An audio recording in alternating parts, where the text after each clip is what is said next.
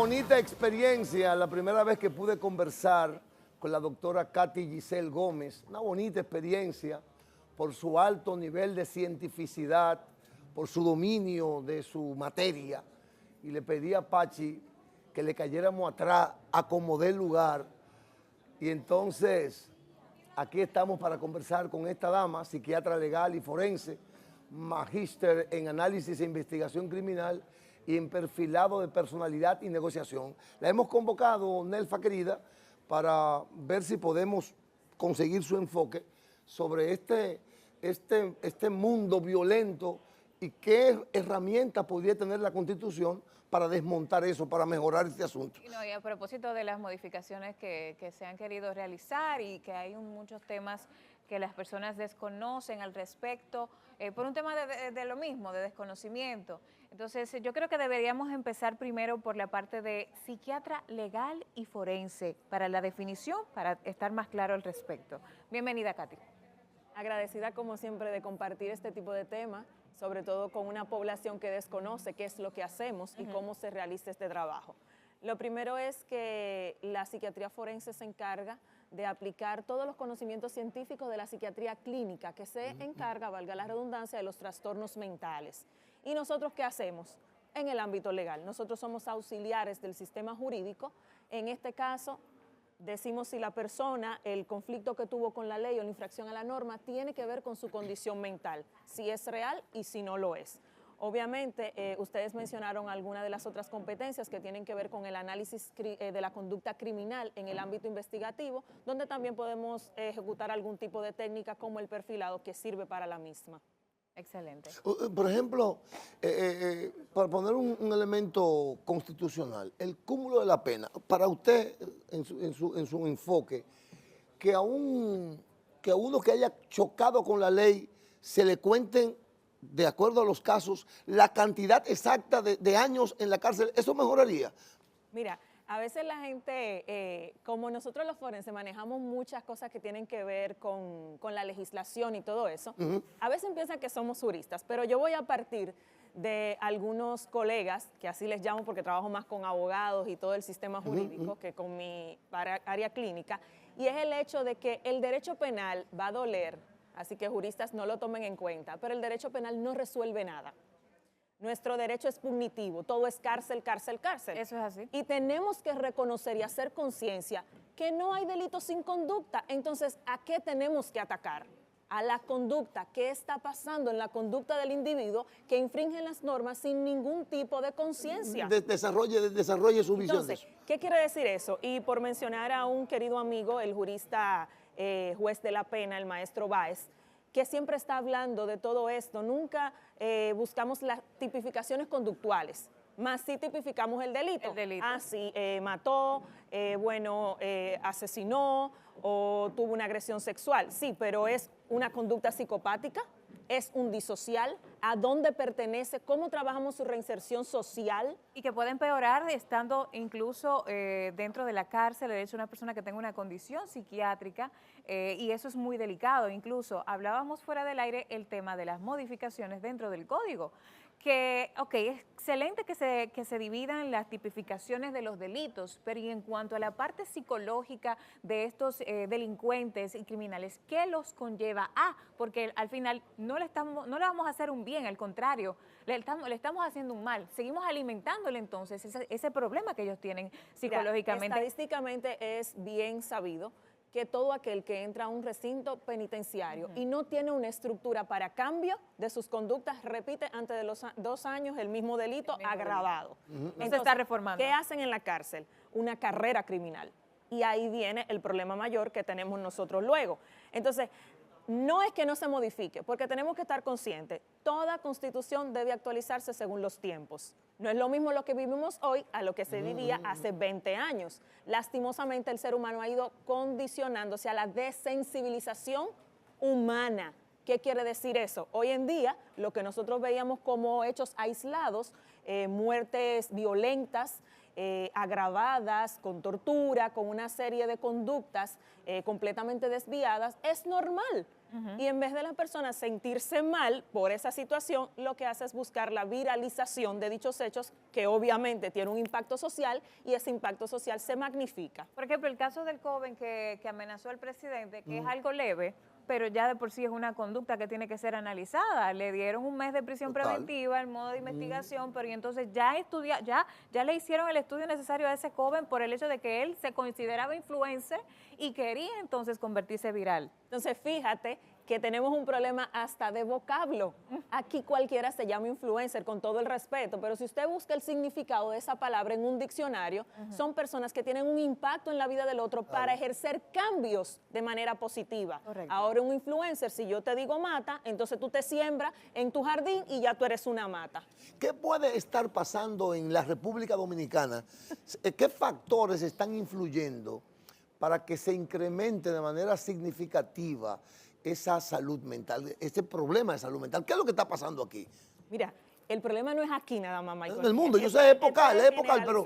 Pero fíjate La nueva que tenemos pandemia. que ir saliendo de esos factores que ya eran viejos. Ok. Que seguimos hablando de lo mismo, masculinización positiva. Señores, el hombre va a ser hombre siempre, porque esto es algo genético. XX dice que es hembra y XY dice que es varón, entonces tú tienes que dar eso. No hablemos de eso, porque eso se va ya a una forma particular de yo querer... Es un anacronismo, ya eso pasó. Hay muchísimas cosas que hay que ir avanzando. Así como la delincuencia avanza, nosotros tenemos que avanzar en las técnicas de prevención de la violencia, no cuando ya está el palo dado, Eso es. porque eso no es necesario ahí. Entonces yo pienso que cambiar esa visión tubular y comenzar a entender, porque ahorita hablaban y me reí un poquito cuando decían, no, yo no estoy de acuerdo con la violación de cosas. El ser humano no entiende normas.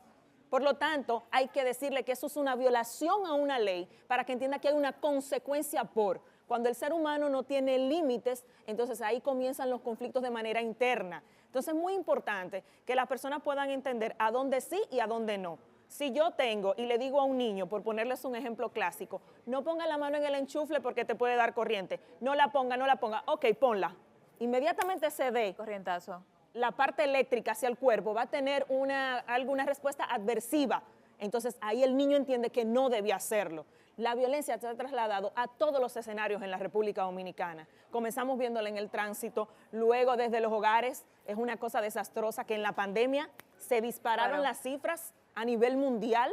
Luego de eso, en nuestras escuelas están llenas de violencia. Ya no se le puede poner la mano a un muchacho ni revisarlo, porque eso es ilegal. Sí, pero puede entrar con un arma blanca, puede entrar con un dispositivo y una serie de cosas que hacen daño. Pero también lo vemos en los medios de comunicación, que son los primeros promotores y la crisis mayor que tiene la República Dominicana. Ah, sí. El lenguaje violento. Y cuando yo minimizo la violencia verbal, no sé lo que es la violencia. Tiene que ver mucho esto con la ignorancia que se vive hoy en día en la sociedad, particularmente, por ejemplo, en nuestro país. Vamos a centrarnos en República Dominicana, que tiene muchas debilidades en cuanto a la educación se refiere. Y obviamente en el núcleo familiar, que es de donde se empieza, porque al final tú puedes prepararte y tener un título universitario. Por ejemplo, mira las dos abogadas que se fajaron ayer en medio del Palacio de Justicia. O sea, viene desde el hogar. Tú puedes tener un título, pero la educación te la dan en tu casa. O sea, tiene mucho que ver esto con el tema el porcentaje tan grande de ignorancia que se maneja en nuestro país, la brutalidad que existe en este país. Mira, yo entiendo que estamos en una sociedad de inmediatez. Ya esa cultura social a nivel de patriarcado se terminó por una cultura inmediata. Yo quiero que tú me des la razón ahora, donde yo manejo muchos egos, donde mi conducta narcisista, no estoy hablando del trastorno, sino conductas acercadas a esos rasgos de personalidad, me hieren mi ego y yo no puedo permitirlo, porque yo soy la imagen que yo te quiero mostrar.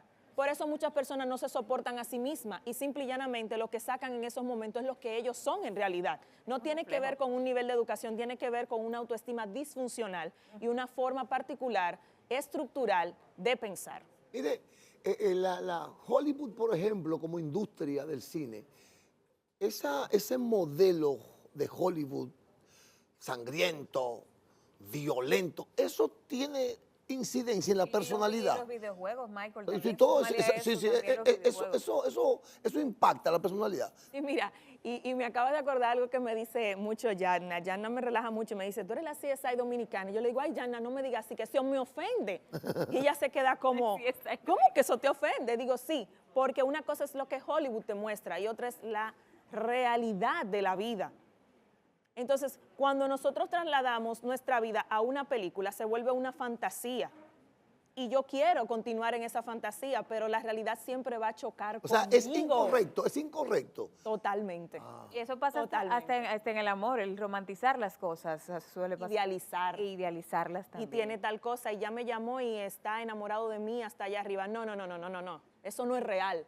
Un hombre enamorado busca, y eso es un dato de violencia importante. Claro que sí. Porque cuando tú no dejas al hombre que ejerza su papel de conquistador, de esa búsqueda, de ese yo te necesito porque quiero que estés conmigo, que seas una compañera de vida, algo momentáneo, así mismo se va todo. Entonces, fíjate cómo hemos ido pues desensibilizando todo aquello que vale la pena, todo aquello que es bueno. Una de las cosas que también yo creo que enferma mucho nuestra sociedad es la falta de equidad. Y ahí no me voy a referir a eso que todo el mundo entiende por igualdad, porque son términos diferentes. Estamos refiriéndonos a que si una persona tiene las competencias adecuadas para ocupar ciertas posiciones, hay que tener un equilibrio. Si voy a colocar una persona que no sabe nada del tema, también tengo que colocar a otros que sepan del tema, porque la desigualdad a nivel social y la falta de equidad crea violencia. Es un fenómeno social que también es digno de estudio en la República Dominicana. Mira, bueno, latinoamericano como tal.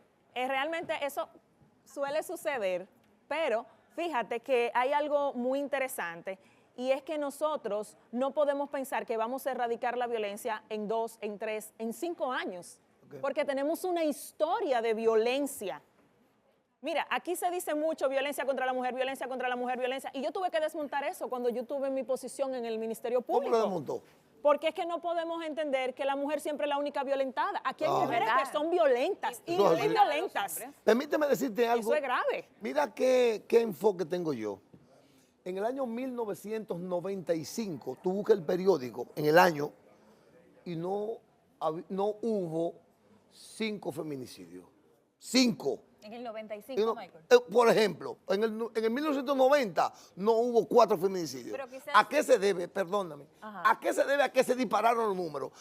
Ya 10 años después de ahí, los números son 100, 200, 180. O sea, ¿qué pasó? Porque antes, mira, Nelfa, cuando se decía antes, doctora, mire, mataron a una mujer, mire, eso era un escándalo. ¿Qué pasó? Dígame qué pasó. ¿Esa es la solución ahora? Si yo de manera continua te doy soluciones violentas para conflictos cotidianos, ¿cuál va a ser nuestra respuesta? Es lo que aprendo.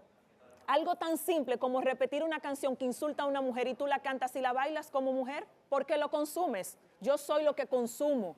Y ese es el resultado de lo que aprendo. ¿Y qué aprendo? Conductas violentas. Si yo te enseño pero perdóneme, fue que en ese momento histórico de la humanidad que produjo ese boom. Porque era que antes no ocurría. No es un boom. Hay que mirar la trayectoria, hay que mirar la trayectoria. Y cuando hablo de trayectoria, es de esa desensibilización. La desensibilización es una técnica que se va aplicando. Por ejemplo, si todos los días yo te doy un pellizquito, todos los días, hasta que llega y te doy el pellizco completo, tú ni lo vas a sentir porque todos los días yo he ido condicionándote a ese dolor. Las redes sociales, los medios de comunicación, todo el entramado social nos ha ido dando eso. Las personas no grababan a alguien quitándose la vida, tirándose en el malecón. No. Y ahora ¿qué buscamos? View y like. Entonces por eso yo llamo que esta es la sociedad de la inmediatez, la sociedad gobernada por narcisos. Sí. Aunque se escuche fuerte, la gente se ofende. Pero ¿cuál de los que están, por ejemplo, aquí en este escenario se atreve a decir yo soy violento? No, nadie. Nadie lo dice. Yo estoy segura que muchos han tenido conducta violenta a esta hora ya. Ahora, antes de que se vaya el tema, doctora, el tiempo, según su experiencia, que veo, estamos poniendo imágenes de eventos donde usted participa, según usted, ¿qué tiene que hacer el Estado o la sociedad médica, OMS puede ser, para sanar ese estado? Mira, me encanta tu pregunta porque nosotros tenemos una constitución muy linda que en su artículo 42 pues habla de todo lo que tiene que ver con la violencia y de esa intencionalidad, porque la persona que ejerce violencia es porque tiene la intención de hacer un daño, ya sea físico, emocional, moral, y nosotros tenemos, según nuestra propia constitución, el derecho a vivir sin violencia. Entonces, yo creo que más que crear nuevas políticas públicas, es aplicar lo que ya tenemos. Hay consecuencias para cada acción. Con esa herramienta constitucional podríamos impactar hacer muchísimas cosas.